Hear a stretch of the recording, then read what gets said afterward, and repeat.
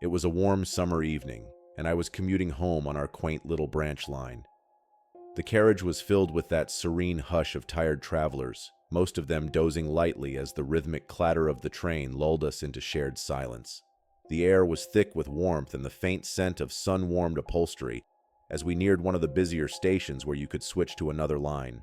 Suddenly, the train came to a sharp stop about 100 yards from the platform, jolting us all from our stupor. A red signal, most likely. Across from me sat a middle-aged man, suit slightly crumpled, and a briefcase perched dutifully beside him.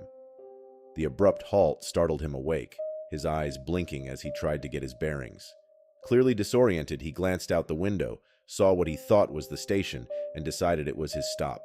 Before anyone could say a word, he jumped to his feet, grabbed his briefcase, opened the door with purpose, and stepped straight out. Whoosh! Just like that, he vanished. A collective gasp filled the carriage. For a few stunned seconds, we were all frozen in shock. Then, as if nothing unusual had happened, the man's briefcase flew back into the carriage, landing with a thud on the floor. Moments later, a pair of hands appeared, gripping the edge of the doorway as the man hauled himself back on board. His face was a mix of sheepishness and determination, but no one said a word. We were all trying our best to not have seen it. Very British of us, really, pretending nothing was amiss while silently dying of second-hand embarrassment. But then came the pièce de résistance. The poor chap, clearly convinced he'd simply used the wrong door, dusted himself off, grabbed his briefcase again, and strolled across the aisle. We all watched, wide-eyed and in complete disbelief, as he opened the door on the opposite side of the carriage and stepped out once more. Whoosh! This time, our collective silence dissolved into helpless laughter. The entire carriage erupted, tears streaming as we watched the briefcase soar back in for a second encore, followed shortly by his determined hands gripping the edge again.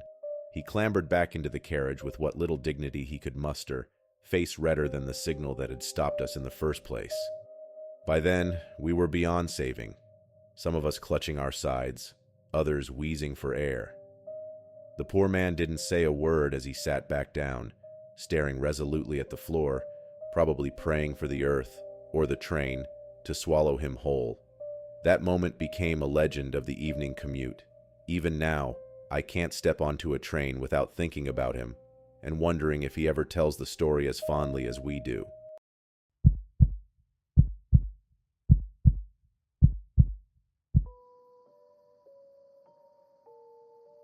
As a conductor, I had my fair share of eerie moments, but one midnight shift stands out, etched in my memory like the rail lines themselves. I was out walking my train, lacing air hoses to get the freight cars ready for departure. It was a calm, quiet night, the kind that made every small noise seem louder, every shadow a little darker. As I worked, I noticed something moving about 100 yards away. At first, I thought it was a dog or maybe a coyote. Not a big deal, I thought. I had my brake stick, a hefty aluminum and steel tool, by my side, just in case. But then something felt off. The dog didn't just pass through like most animals would. It was pacing me, moving along the shadows, eyes glowing faintly in the distance as it watched my every step. A small shiver crept up my spine, but I shrugged it off and kept working. Animals in the yard weren't unusual. I had bigger things to worry about, like getting us back on schedule. Later, as we prepared to depart, I was standing out in front of the engine, opening the track switch to guide us onto the main line. The engine's headlights cast long shadows, bathing the night in an eerie glow. That's when my radio crackled and my engineer's voice came through, low and steady. Calmly walk up to the engine. If I blow the whistle, run. I froze for a moment, heart pounding. Run? I thought. From what? Probably just that coyote, I figured. Nothing to panic over. I kept working, trying to stay calm. But then the cab lights started flashing, on, off, a silent alarm from my engineer. At that point, I thought maybe we were being watched by a manager or inspector, so I casually walked back toward the engine. When I climbed aboard, my engineer looked at me with wide eyes and said, "Close the nose door." He pointed toward a berm just 20 feet from where I had been standing moments before. And there it was, a massive mountain lion, sprawled out casually, its tail flicking as it stared directly at us. Its eyes gleamed in the engine's light, unblinking and locked on us.